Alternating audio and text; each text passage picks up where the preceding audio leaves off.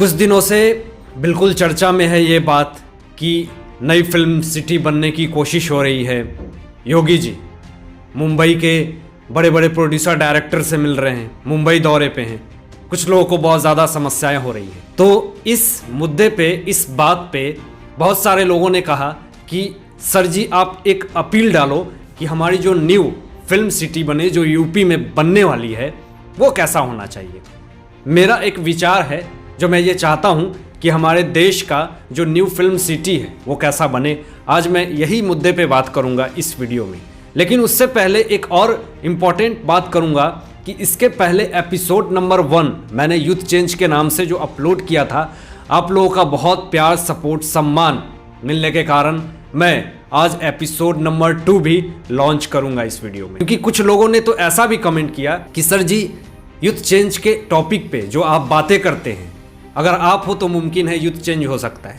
कुछ लोगों ने तो ये भी कहा कि अगर यूथ चेंज में आप ऐसी ऐसी इंस्पिरेशनल थॉट्स शेयर करते हैं, दिल को बहुत सुकून मिलता है।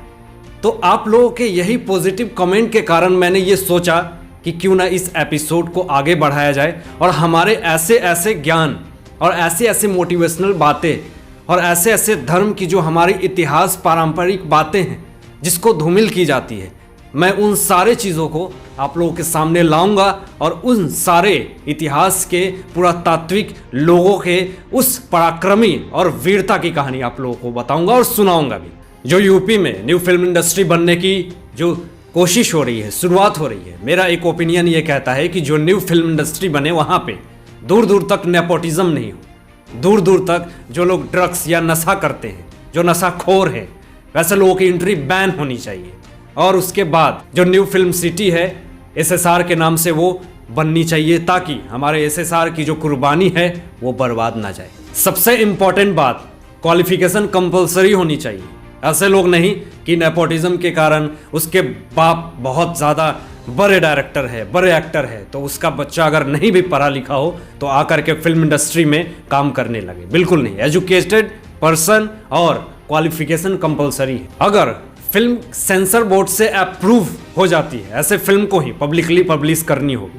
अगर उस फिल्म में एडल्टता को दिखाया गया है, स्मोकिंग को दिखाया गया है, फिल्मों में गलत पार्टी को स्वैप करके दिखाया गया है, वैसे फिल्म को भी सेंसर बोर्ड अप्रूव ना करे और पब्लिश ना करे। और हिंदू धर्म को जो टारगेट करते हैं अपने फिल्मों में, नीचा दिखाते हैं, उनकी मजाक उड़ाते हैं, ऐसे फिल्मों को भी सेंसर बोर्ड अप्रूव ना करे और कभी पब्लिश ना करे। और एक और बहुत इंपॉर्टेंट बात कि आज की जो फिल्में हैं, आप अपनी फैमिली के साथ बैठ करके देखने के लिए मजबूर नहीं होते हो। ऐसा लगता है कि मैं अपने मम्मी पापा के साथ बैठ करके कैसे ये फिल्म देख सकता हूँ। ऐसी बहुत सारी फिल्में बनती हैं जिस कारण से आज एक बच्चा अपने माँ बाप के पास बैठ करके वो खुशी के पल नहीं बिता पाता, क्योंकि ऐसे सीन, इलीगल सीन दिखाई जाती हैं जिसको देख करके एक समाज में एक बैठा हुआ बच्चा और इसकी फैमिली शर्म से पानी पानी हो जाता है। तो ऐसे फिल्में बने, ऐसे कंटेंट बने जिससे कि पूरा परिवार, पूरी उसकी फैमिली बैठ करके उस फिल्म का लुत्फ उठा सके और बहुत ज़्यादा खुशी का अनुभव कर सके। फिल्म की रीमेक नहीं बननी चाहिए, क्योंकि जो पुरानी फिल्में होती हैं उससे इंसान की सेंटिमेंट जुड़ी होती है, फीलिंग जुड़ी होती है। और आज उस फिल्म का कॉपी पेस्ट करके उसके रीमेक को बना करके फीलिंग के साथ खिलवाड़ किया जाता है। तो कहीं ना कहीं ज़रूर चाहूँगा कि रीमेक फिल्में ना बनाई जाए, जो रियल कंटेंट है वो रियल कंटेंट ही रखी जाए तो ज़्यादा अच्छा है। क्योंकि उस इमेजिनेशन, उस सेंटिमेंट से हर एक पब्लिक का जुड़ा होता है, फीलिंग उस फिल्म से। कंटेंट का कॉपी पेस्ट नहीं करना है। और उसके बाद हमें 5 इयर्स में कम से कम 2 ऑस्कर चाहिए, अगर 2 नहीं तो 1 ऑस्कर तो ज़रूर चाहिए। दोस्तों, न्यू फिल्म सिटी हमें ऐसी चाहिए कि कोई ज़रूरी नहीं है कि बड़े बाप का बेटा, बड़ी फिल्में हो रही हैं तो BMW कार से ही आए, 2 करोड़ की गाड़ी से ही आए।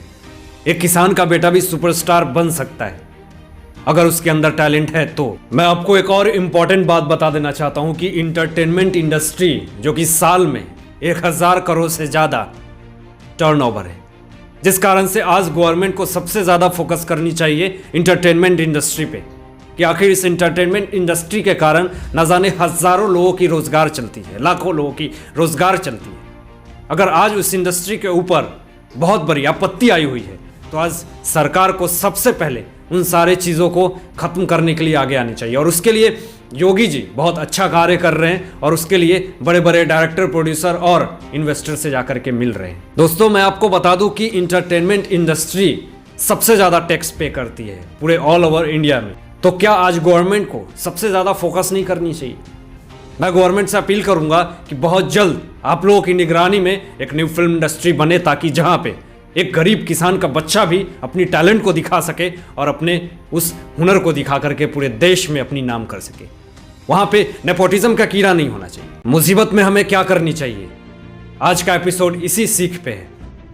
एक घने जंगल में बहुत सारे भैंसे झुंड में घूम रहे थे और अपने खाना को तलाश करके खा रहे थे। साथ में ही उसी में से एक बछड़ा अपने पिताजी से पूछता है कि पिताजी एक बात बताइए, इस जंगल में सबसे ज़्यादा भय और डर किस चीज़ से है? उस भैंस ने बछड़े को बताया कि शेर से हमेशा बच के रहना। तो वो बछड़ा जो है वो बोलता है कि अगर पिताजी शेर आएगा तो मैं सबसे पहले भागूंगा, मैं अपनी जान को बचाऊंगा और वहाँ से निकल जाऊंगा। तो वो भैंस बछड़े को समझाता है और कहता है ये सबसे बड़ी मूर्खता और सबसे बड़ी बेवकूफ़ी है तुम्हारी कि तुम उसको देख करके भाग जाओगे। बछड़ा पूछता है कि ऐसा क्यों पिताजी? अगर वो मेरे सामने आएगा, हमें भागने में ही ज़्यादा समझदारी है। अगर मैं वहाँ पे रहूँगा तो वो शेर मुझे खा जाएगा।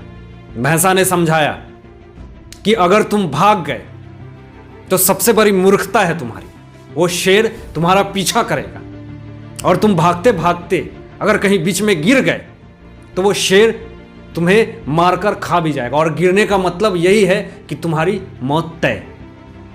लेकिन अगर तुम डट कर खड़े रहोगे, वो शेर तुम्हें डराएगा लेकिन तुम भी आंखों से आंख मिला करके उसको देखोगे और तुम डरने के बजाय, उसके हमला करने के बजाय तुम अपने सींगों को उसको दिखाते हुए उसे डराने की कोशिश करोगे और अपने कुछ कदम को बढ़ाओगे, तो वो अपनी जो कदम है ना पीछे खींचने लगेगा।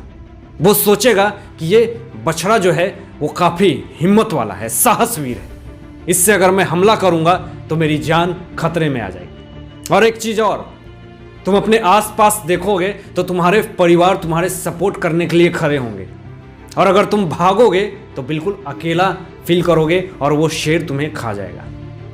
दोस्तों इस कहानी से हमें यही सीख मिलता है कि हमारे जीवन में परेशानियां और मुसीबत हमेशा होती हैं। जो इंसान उस परेशानी से भागता है, हमेशा वो परेशानी उसका पीछा करती है, हमेशा उसका पीछा इतने दूर तक करती है कि उस चीज़ से निकलना मुश्किल हो जाता है।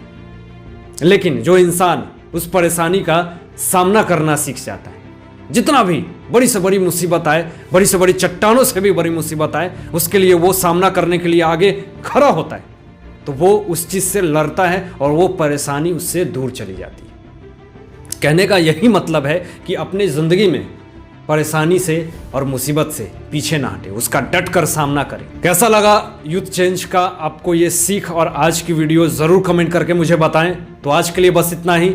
मैं आशीष राठौर विदा लेता हूँ, एक नई सोच के साथ आपके समक्ष उपस्थित रहूँगा। तब तक दीजिए इजाज़त, अपना ध्यान रखिएगा, ख्याल रखिएगा। Thanks for watching my